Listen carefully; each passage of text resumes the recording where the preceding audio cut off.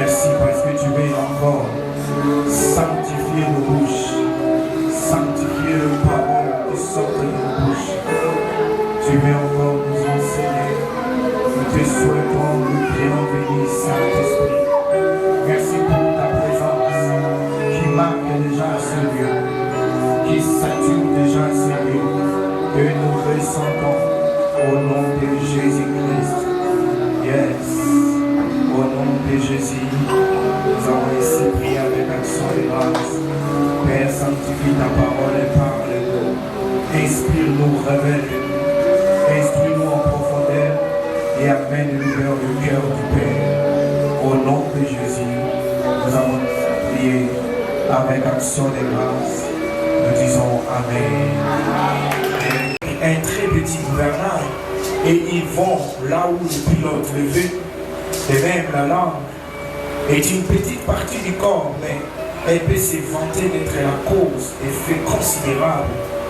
Voyez comme un petit feu suffit à mettre en flamme une grande forêt. La langue aussi est un feu. Avec la langue, c'est le monde de l'injustice ou de l'iniquité qui s'installe dans notre corps. Elle infecte notre être tout entier. Elle embrase tout le corps de notre existence, étant elle-même embrasée par le feu provenant de l'enfer. L'espèce humaine est capable de dompter toutes les espèces de bêtes sauvages, d'oiseaux, de reptiles et des poissons. Et les faits, elle les a domptés. Mais la langue, personne n'a jamais pu la dompter. Sans cesse en mouvement, elle est mauvaise et pleine d'un poison mortel. Nous l'utilisons pour bénir le Seigneur, notre Père, mais aussi pour maudire les hommes, les êtres humains que Dieu a créés à sa ressemblance. De la même bouche sortent des paroles de bénédiction ou de malédiction. Mes frères et sœurs, il ne faut pas qu'il en soit ainsi. Aucune source ne donne par la même ouverture de l'eau douce et de l'eau amère. Un figuier, mes frères et sœurs, ne produit pas des olives. Une vigne ne produit pas de figues et une source d'eau salée ne donne pas de l'eau douce. Alléluia. Et voici sa présence. Comme nous l'avions dit depuis le dimanche, parlons de la langue. Notre langue doit être disciplinée. Alléluia. Parce que la Bible positionne la langue comme un petit membre, mais qui a un grand pouvoir. C'est un petit feu, mais il peut plutôt embraser la forêt. C'est un petit membre, mais il se vante de beaucoup de choses. Juste une petite parole peut amener la mort ou amener la vie. Alléluia. Notre bouche a besoin d'être sanctifiée. Amen. Nos paroles, les paroles qui sortent de notre bouche doivent être sanctifiées. Parce qu'une seule parole peut apporter la bénédiction et une seule parole peut amener la malédiction. Juste une seule parole qui sort de la bouche, ça peut attirer les dégâts, ça peut causer des dégâts, mais aussi une seule parole peut changer l'histoire d'une personne. Alléluia. Alléluia. Nous avons besoin de la sanctification de la bouche. Les paroles qui sortent de notre bouche. Nous l'avions dit que les paroles de la bouche sont des paroles qui sont façonnées dans nos pensées. Ce que j'ai dit, c'est ce que j'ai pensé. Alléluia. Ce que j'ai dit, c'est ce que j'ai pensé. Il y a des paroles qui sont silencieuses, qui ne sont pas dites avec la bouche, mais elles sont dites dans nos pensées. Et ce sont ces paroles aujourd'hui qui constituent des forteresses, des raisonnements qui nous pêche et vivre la bénédiction que Dieu nous a donnée. Alléluia. Alléluia. Dieu nous a bénis en Jésus-Christ. Tout celui qui est en Christ est béni par essence. La Bible dit, béni soit, Éphésiens chapitre 1, le verset 3, béni soit le Père de notre Seigneur Jésus-Christ, qui nous a bénis de toutes sortes de bénédictions spirituelles dans les lieux célestes en Christ. Éphésiens chapitre 2, le verset 6, il nous a ressuscités ensemble et nous a fait asseoir avec lui dans les lieux célestes. 1 Pierre chapitre 1, le verset 3, il dit, puisqu'il nous a bénis, oui, qu'il nous a bénis de tout ce qui contribue à la vie et à la piété. Nous sommes bénis. C'est 2 Pierre chapitre 1, le verset 3. 1 Pierre chapitre 1, le verset 3, la Bible dit, il nous a régénérés, anagenaio en grec, recréés en nouveau. Il nous a engendrés de nouveau pour une espérance vivante. Nous sommes bénis. Quand nous sommes en Christ, nous sommes bénis. Nous ne sommes pas maudits. Alléluia. Et ici, la Bible nous présente un membre qui est au milieu de notre corps, qui est capable d'anéantir la bénédiction que Dieu nous a donnée. C'est notre bouche, c'est notre langue, ce sont nos pensées. Alléluia. Dieu nous a bénis, mais la confession de notre bouche peut être un adversaire, peut être un obstacle qui nous empêche d'accéder à la bénédiction. Jésus dit, il te sera fait selon ta foi. Et la foi, c'est quoi? La foi, alléluia, vient de ce qu'on entend. Et de ce qu'on entend de la parole de Dieu. Mais pour que cette foi soit engendrée, Romains chapitre 10, les versets 9 et 10, lisons ensemble. Romains chapitre 10, les versets 10 et 9. La Bible est très claire par rapport à la foi, par rapport à ce que nous disons. La Bible dit ceci, Romains chapitre 10, le verset 9 à 10, si tu confesses de ta bouche le Seigneur Jésus, et si tu crois dans ton cœur que Dieu l'a ressuscité de mort, tu seras sauvé. Il dit, si tu confesses de ta bouche, et même pour que la foi soit née dans le cœur d'un homme, il faut que sa langue, sa bouche y participe. Amen. Amen. Le verset 10, car c'est en croyant du cœur qu'on parvient à la justice, et c'est en confessant de la bouche qu'on parvient au salut. Le salut, sotéria en grec, qui veut dire la libération, l'épanouissement, la délivrance, l'élargissement. On parvient au salut en confessant de la bouche. On est libéré par la parole de la bouche. On est épanoui, on est étendu par la bouche. C'est pourquoi notre bouche a besoin d'être sanctifiée pour dire les choses telles que Dieu les dit. Alléluia. Pour qu'il parle le langage de Dieu. Parce que si ma bouche dit le contraire, les choses de Dieu ne viendront pas. Dieu a créé le monde par la parole. Amen. Dieu a créé l'univers par la parole. Dieu a parlé et les choses ont été créées. Nous ne savons pas, peut-être Dieu a pris beaucoup de temps pour des réflexions. Il a réfléchi, il a dessiné, il a architecturé, mais nous savons aussi qu'il est tout puissant. Alléluia. Il est tout puissant, il n'a pas besoin de beaucoup de temps pour opérer les choses. Il a tellement la puissance dans la pensée, dans la connaissance, la puissance dans le moyen d'engendrer les choses. Et lorsqu'il a parlé, les choses ont été créées par la parole. Et il nous a donné le même pouvoir.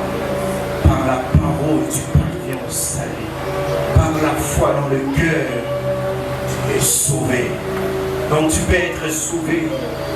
Foi par ton cœur. Tu as cru dans ton cœur, tu es sauvé. Mais si ta bouche n'a pas parlé, tu ne verras pas le salut. Tu ne verras pas la délivrance. Vous savez, plus on recherche Dieu dans sa parole, plus on commence à comprendre chaque petit détail. Et plus on va en profondeur, plus nous comprendrons que chaque partie de notre être créée façon façonné par Dieu, joue un rôle dans notre destinée finale en Christ. Alléluia. Romains 10, verset 9. Si tu confesses de ta bouche le Seigneur Jésus, et si tu crois dans ton cœur que Dieu l'a ressuscité de mort, tu seras sauvé. Car en croyant du cœur, on parvient à la justice. Et c'est en confessant de la bouche qu'on parvient au salut, selon ce qu'il est dit dans les Écritures. Lorsque nous avons cru dans notre cœur et que nous n'avons pas confessé de notre bouche, il y a contradiction. Notre foi n'est pas complète. Notre salut n'est pas téléchargé. Lorsque Dieu a dit que tu es béni et qu'il nous demande de dire des choses positives et que nous mettons à dire des choses négatives, l'action de Dieu ne sera pas complète. Alléluia. Alléluia. L'action de Dieu dans notre vie ne sera pas complète, elle sera à moitié, elle ne sera pas pleine. Et ce matin, et même ce midi, j'ai donné un passage biblique.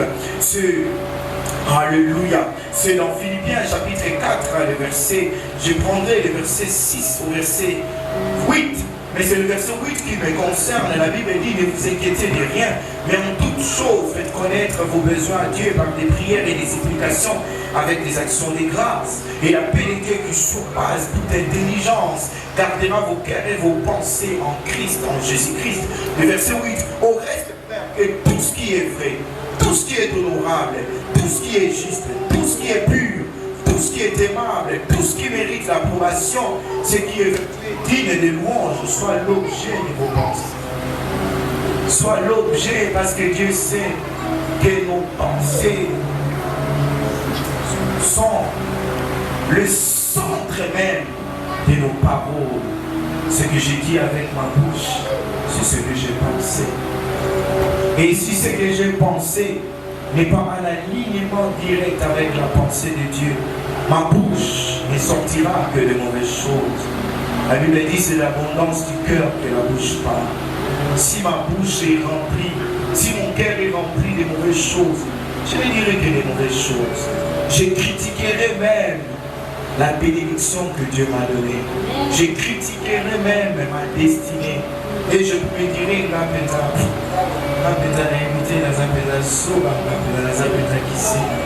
quand tu dis ça, tu as ni le plan parfait de Dieu. Dieu ne nous a pas créés pour que nous soyons des sopas et des dizaines. Dieu ne t'a pas créé pour que tu te dises, moi je suis inutile. Qu'est-ce qui est de bon qui peut sortir de moi? Dès l'instant où tu le dis, tu commences à compromettre le plan parfait de Dieu dans ta vie. Alléluia. Tu compromets le plan parfait. C'est pourquoi l'apôtre Jacques dit, comment se fait-il que de la même source peut sortir des bonnes choses, de l'eau douce, et de la même source on y trouve de l'eau salée? Il y a contradiction. Alléluia. Il y a contradiction. Alléluia. De la même bouche, on sort de l'eau douce, mais de la même bouche aussi, et on sort de l'eau salée. De la même source, on bénit Dieu qui est éternel, mais de la même bouche, on maudit l'homme créé à sa ressemblance. De la même bouche, on bénit Dieu.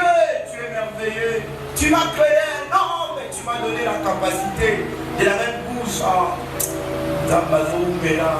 est-ce que vous savez, il y a des doutes. L'apôtre dit, c'est même pas l'apôtre, c'est le frère de Jésus. Jacques qui a écrit, c'est le frère de Jésus, parce que l'apôtre a été décapité. Il a été décapité avant. Il était responsable de l'église de Jérusalem. Il a été poussé comme Jésus-Christ. Poussé, il est tombé sur le temple. Là où même Satan avait élevé Jésus, lui a montré toute la gloire. On l'a amené là-bas. Il est tombé, mais il n'est pas mort. Ils ont dit qu'il n'est pas mort, on va maintenant le décapiter. Il était mort tôt. Mais ici, les frères de Jésus, quand vous lisez dans Marc chapitre 6, on parlait des frères de Jésus. C'est qui était né après la naissance de Jésus-Christ. Il y a Jude, il y a Jacques. C'est Jacques dont il est question. Alléluia. Donc ma maman Marie, elle n'était plus restée vierge après la naissance de Jésus. Elle a eu des enfants, des hommes et des femmes. Alléluia. Et c'est Jacques ici qui écrit, il dit non. Dans Jacques chapitre 3, verset 6, la langue aussi. Il dit que ça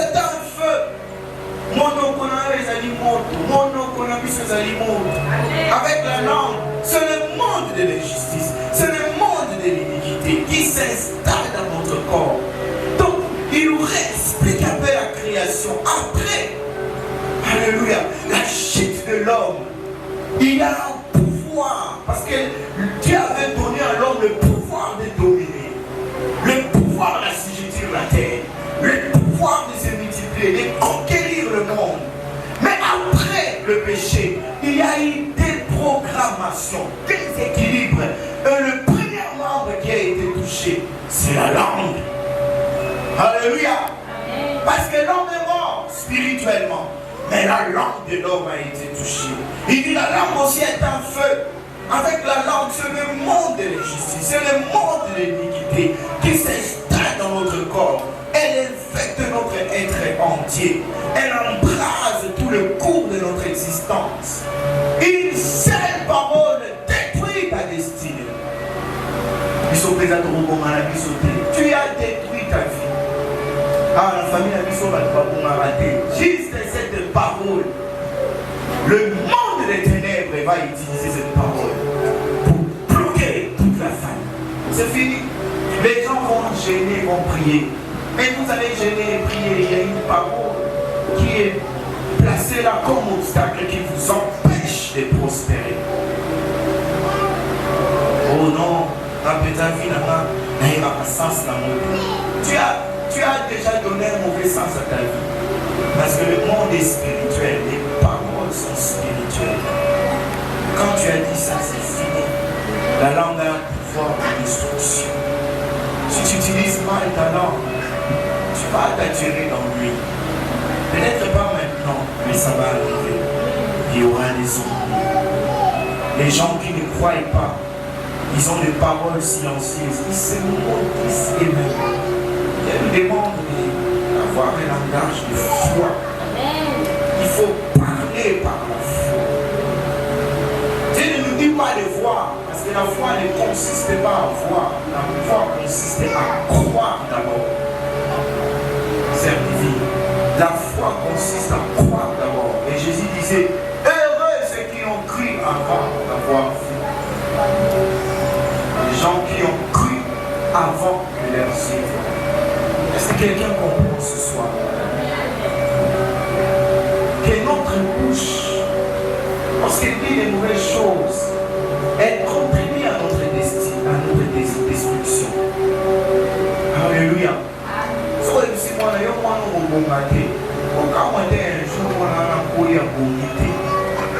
Parce que tu l'as maudit. Tu as utilisé un feu pour consumer sa destinée.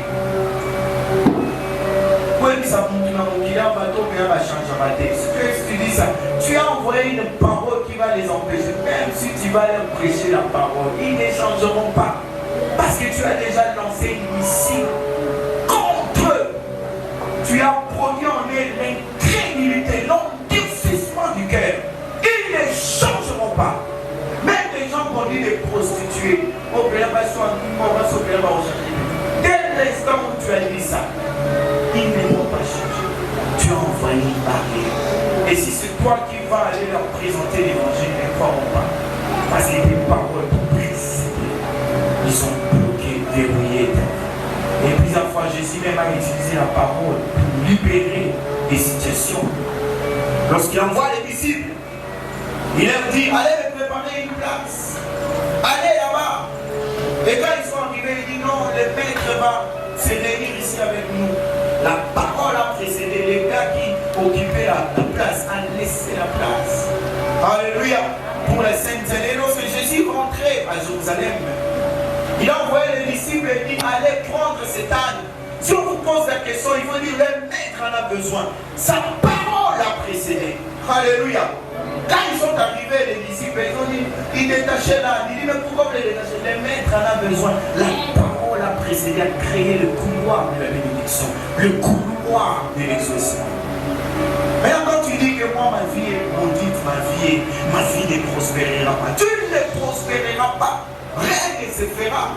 Parce que ta bouche a déjà bloqué ton salut. Ta bouche a déjà bloqué ton épanouissement.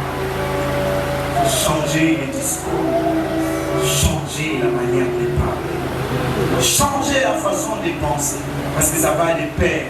Changer ce que tu penses dans le cœur, il faut les changer. Amen. Si tu ne les changes pas, il n'y aura rien. Vous allez développer maintenant la haine dans le cœur, parce que la haine est un symbole de faiblesse, c'est un symbole d'ignorance. Tu vas voir une catégorie de personnes qui prospèrent, et toi tu ne prospères pas, tu seras frustré. Alléluia. Tu seras frustré, tu vas être ensemble l'église, ta bouche, tu parles mal sur ta propre vie.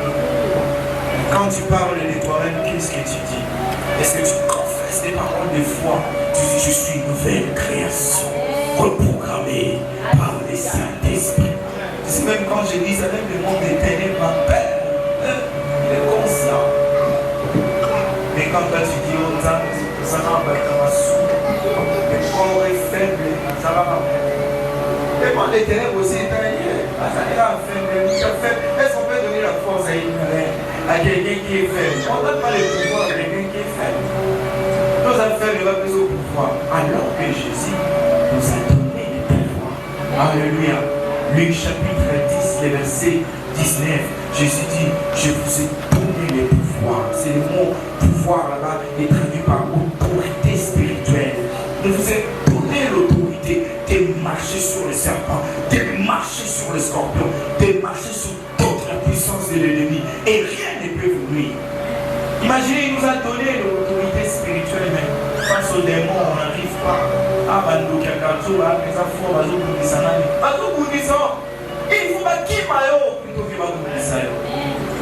alléluia. Ah oui, ça fait partie de la confession de la bouche. Si tu confesses, c'est mais dès l'instant tu dis, moi j'ai l'autorité, je reçus l'autorité d'en haut. Quand ils viendront pas t'attaquer, ils viendront tenter. Et quand ils tenteront, tu te manifesteras comme un lion, parce que tu es de la tribu du lion de Juda. Tu es de la même race. Ils ne feront rien. Alléluia.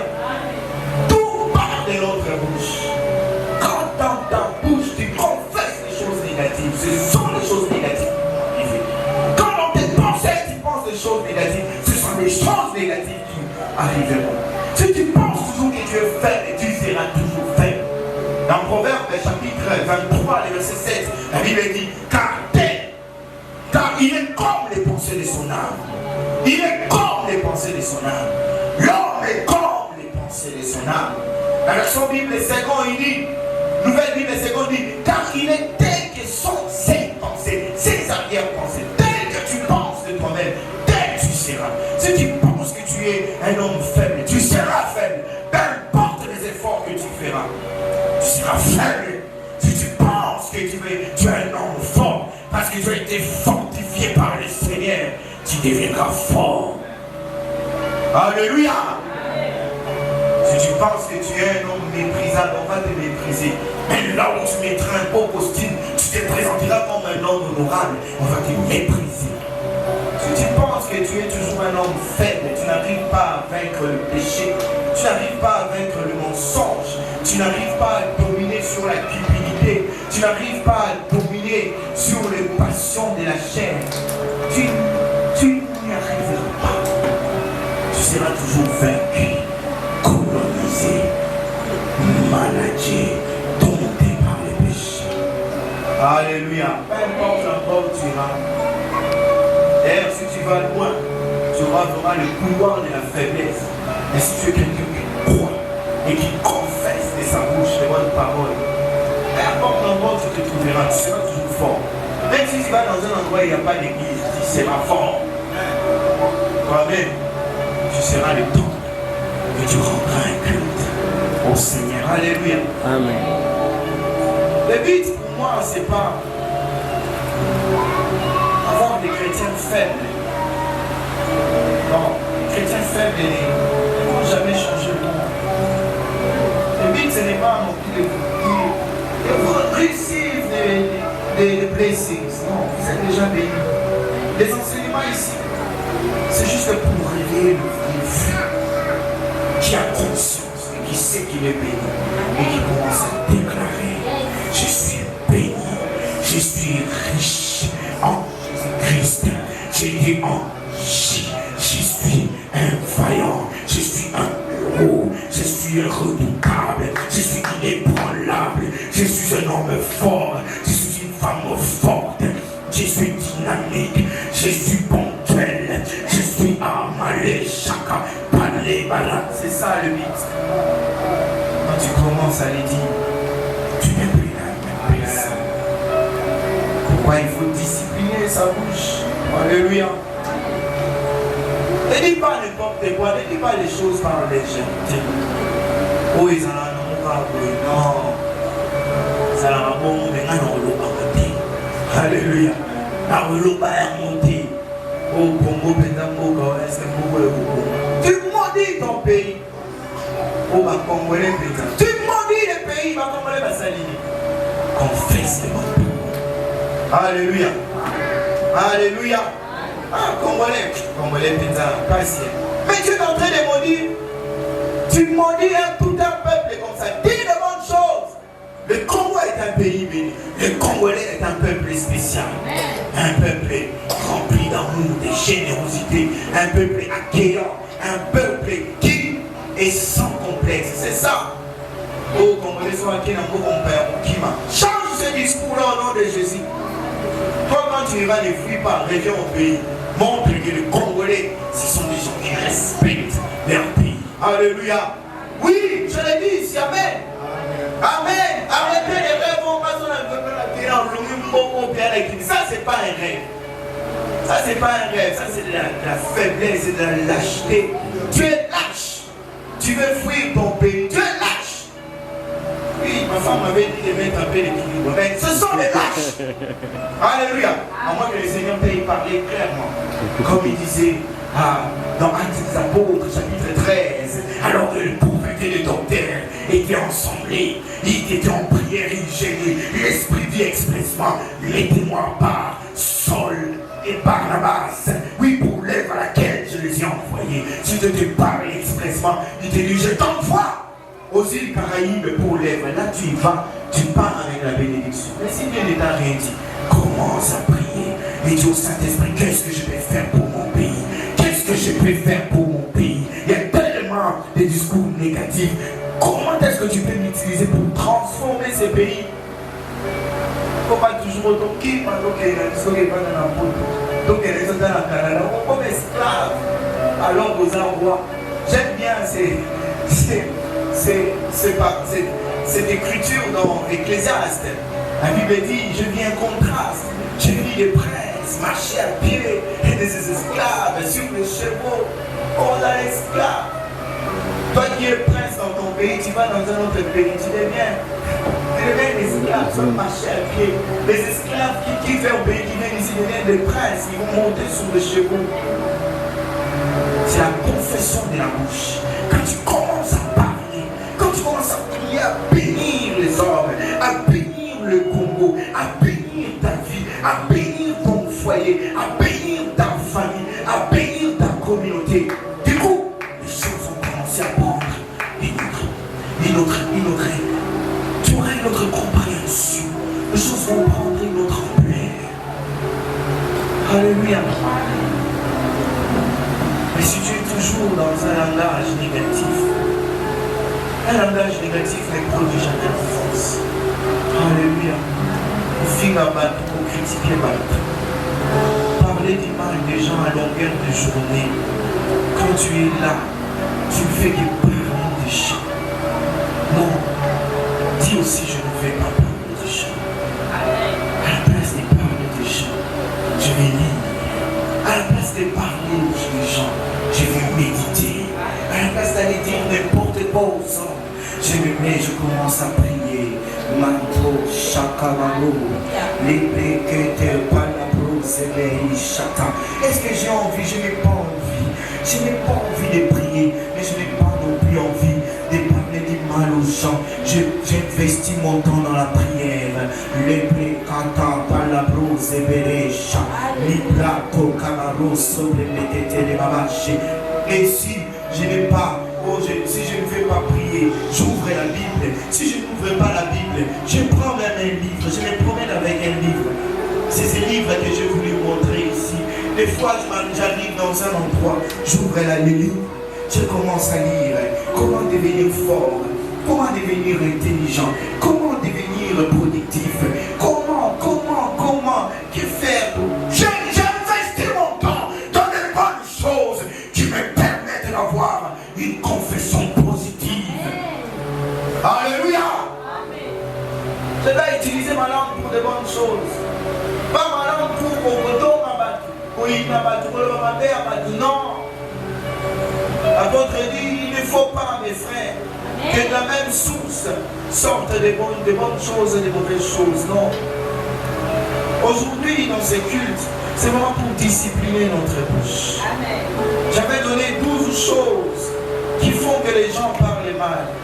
Vous avez noté ça. Prends l'engagement de discipliner ta bouche. Prends l'engagement de dire, je ne vivrai plus de mauvaises paroles. Je ne peux pas employer ma bouche pour de bonnes choses et l'employer pour de mauvaises choses. Je ne peux pas utiliser ma bouche pour louer le Seigneur, chanter, adorer Dieu et me m'asseoir pour parler de la vie de quelqu'un. Et lorsque j'en parle, l'idée ce n'est pas de bénir la vie de l'autre, mais vraiment de le minimiser, de le ridiculiser, de le rendre néant. Non, je refuse ça. Je refuse ça. Je refuse aussi d'utiliser ma bouche contre moi-même, contre ma famille, critiquer ma famille, oh famille Nabiso, en tout cas famille Nabiso, il y a un mot au Tandalogo. Yo, non, pas au Tandalogo, alléluia. Oh, famille Nabiso, il y a famille Nabiso, non, famille Nabiso, il y a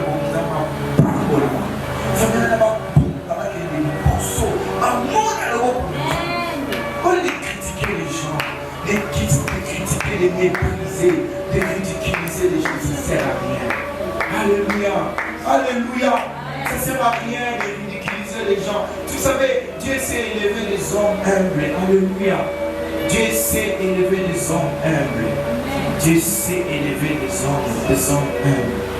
Je vais dire quelque chose, mais on va couper ça. Lorsqu'on montera la vidéo, on va le couper. Ne méprisez pas les gens. Ne méprisez pas quelqu'un. Alléluia. Tu les regardes comme ça, on dit, non, on veut voter malais. Vous savez pas ce que quelqu'un est capable de nous faire. Là, on dit, mon camp, au moins, on a bien un peu de joie de la cité. Climatiser là, parfait. Au camp, on a un capacité à on mépriser là. On mépriser au dé. Même quand je te vois, je te salue avec honneur. Parce qu'on ne sait pas ce que Dieu peut faire avec un homme. Alléluia. On ne sait pas, les jours où tu deviens grand, tu te souviendras. Il m'avait donné l'opportunité, mais moi-même j'avais refusé. Mais il était toujours de bon cœur avec moi. Alléluia. Dernièrement, on était allé chez ma soeur, je rencontrais des enfants. Des enfants des papas de ma soeur. Alléluia. Je les ai vus, pendant que je les ai, l'Esprit de Dieu m'a dit, prie pour eux. Parce que leur père, quand tu étais jeune, il a cru en toi. Ces papas-là avaient cru en moi. Je n'avais rien. J'étais rien. Il croyait, il me disait, toi tu seras grand. Et quand je commence à sentir que je commence à devenir grand, je priais pour ces gens. Alléluia. Alléluia. Quand je suis grand ici, aussi dans l'église, je suis quand même pasteur. Amen. Alléluia. Sauf sur la grandeur, mais bon, je suis le serviteur de tous. Hein? C'est ça. Mais aussi, le sourd est là-dessus. Méprise pas les gens. C'est pourquoi il ne faut pas que ta bouche soit employée et mépriser les gens. Tu vois mon frère entrer de jouer un instrumental inspiré. Vous vous critiquez. Vous ne savez pas. Je peux les soulever de là où il est. Et comme il voyait à l'église, on rêve. Comment on est là, on t'a examiné. On t'a examiné, on fait là. Dans un grand événement, il faut avoir il faut la lier. Il faut la cacher. Amen. Si nous sommes bien entraînés. Il y a beaucoup d'exemples. Il y a même mon ami Nathanaël il jouait à l'ICC. Mais aujourd'hui, pour la voir, c'est seulement les frères et les pasteurs qui vont transformer soi. Ce n'est pas aussi dans son église. Sinon, aussi tout ce qui ont négligé dès le mois d'aujourd'hui. que dès qu'ils viennent dans l'église, signer avec, c'est pas correct. Signer avec. On ne méprise pas les gens. Vous voyez la sœur Maïsa venir le matin chanter, glorifier le Seigneur. Pour continuer la caméra pour l'église. On vient servir. Se réveiller le matin, c'est douloureux, c'est difficile. Les mecs, quand ils seront aidés, moi j'apprenais quelque chose parce que je dis du bien pour vous. Oui. Alléluia. Alléluia. Employez notre bouche à valoriser les gens. Dites les bonnes choses aux gens. Ce n'est pas parce qu'ils n'en ont pas qu'ils sont inutiles. Non. Ils sont utiles. Non, là, si c'est l'exemple. Moi, la papa partie, elle a une photo. Elle a une vidéo, elle a méprisé. Vous ne savez pas. Les jours où il a un jet, pasteur, on tire la délégation. Merci Seigneur. Pardon. Pasteur, on a croisé moi, on a parce qu'il y a une délégation, est-ce qu'il y a un moment simplifié? Les athées vont en faire, je t'ordonne, il n'y a pas d'ordonné là-bas. Je vais demander.